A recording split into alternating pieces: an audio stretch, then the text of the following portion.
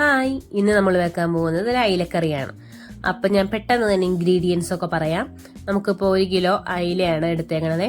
അതിൽ 4 പച്ചമുളക്, ഇഞ്ചി 1 ഇഞ്ച് വീതിയിലുള്ളത്, 4-5 ഉള്ളി, പിന്നെ 5-6 അല്ലി വെളുത്തുള്ളി, പിന്നെ നമ്മൾ കുടംപുളി വെള്ളത്തിലിട്ടതാണ്. പിന്നെ നമുക്ക് വേണ്ടത് ഒരു 3/4 മുറി തേങ്ങ ചിരണ്ടിയത്, 5 ടീസ്പൂൺ മുളക് പൊടി, 1.5 ടീസ്പൂൺ മല്ലിപ്പൊടി, ഒരു 1/2 ടീസ്പൂൺ മഞ്ഞൾപ്പൊടി. ഇതെല്ലാം കൂടി നമ്മൾ മിക്സിയിലിട്ട് നല്ല പേസ്റ്റ് പോലെ അരച്ച് എടുക്കണം. ഇപ്പൊ ഞാനത് പേസ്റ്റ് പോലെ അരച്ച് എടുത്ത് വെച്ചിട്ടുണ്ട്. ചട്ടി ചൂടായതിന് ശേഷം നമ്മൾ വെളിച്ചെണ്ണയാണ് ഒഴിക്കുന്നത്. വെളിച്ചെണ്ണ ഒഴിച്ചിട്ട് അതിനകത്തോട്ട് ബാക്കിയുള്ള ഇൻഗ്രീഡിയൻസ് ആഡ് ചെയ്യുകയാണ് ചെയ്യുന്നത്. ആദ്യം നമ്മൾ ഇടേണ്ടത് കടുകാണ്. ഒരു 1.5 ടീസ്പൂൺ കടുക്, പിന്നെ ഒരു 10 എണ്ണം ഉലുവ. കടുക് പൊട്ടിയതിന് ശേഷം മാത്രം നമ്മൾ ഉലുവ ഇട്ടാൽ മതി.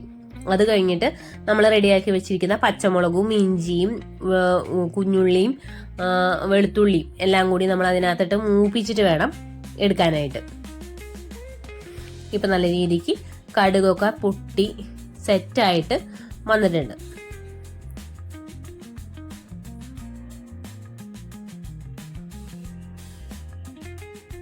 ഇനി ഇതിലോട്ട് നമ്മൾ ഉലുവയാണ് ഇട്ടത്. ഉലുവ ഇട്ടിട്ട് നമ്മൾ വെളുത്തുള്ളി ഇട്ടു. അത് കഴിഞ്ഞിട്ട് ചെറിയ ഉള്ളി ഇട്ടു, പിന്നെ ഇഞ്ചി, പിന്നെ പച്ചമുളക് എല്ലാം കൂടി ഇട്ടിട്ട് നല്ലപോലെ വഴറ്റി അതിൻ്റെ ഒരു മൂപ്പ് പച്ചമണം മാറണ രീതിയിൽ വരെ ആക്കിയാൽ മതി.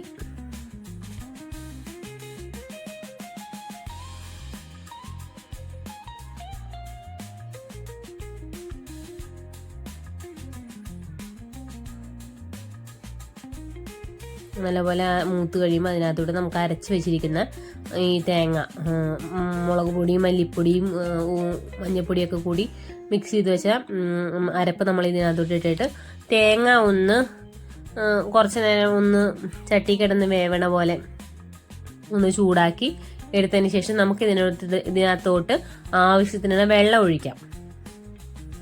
വെള്ളം ഒഴിച്ച് കുടംപുളി നമുക്ക് ആവശ്യത്തിനുള്ള പുളി ഇട്ടിട്ട് ഒരു 2 ടീസ്പൂൺ ഉപ്പും കൂടി ഇട്ട് വെള്ളം തിളച്ച് കഴിഞ്ഞതിന് ശേഷം മാത്രം അയിലിട്ടാൽ മതി.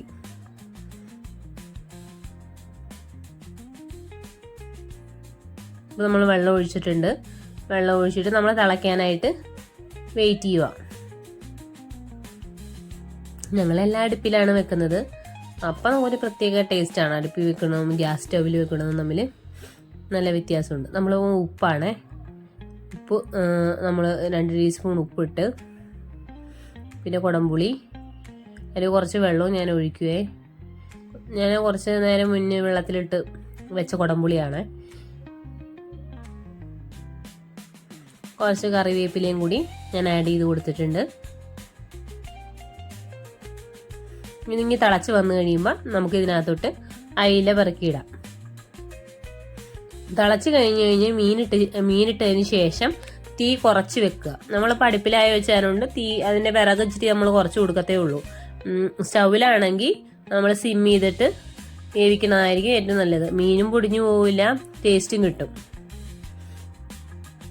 ഇപ്പൊ നമ്മുടെ അരപ്പ് കണ്ടില്ലേ? അരപ്പ് കുറച്ച് വറ്റി അതിനകത്ത് ഉപ്പും പുളിയും മീനകത്ത് മസാലയൊക്കെ പിടിച്ച് കഴിയുമ്പോൾ നമുക്കത് സെർവ് ചെയ്യാം.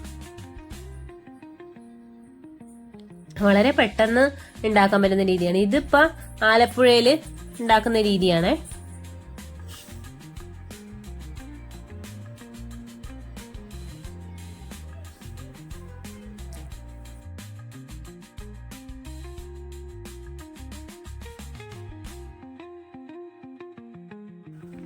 മീനൊക്കെ ഇട്ടതിന് ശേഷം നല്ലപോലെ തിളച്ച് വന്നിട്ടുണ്ട്.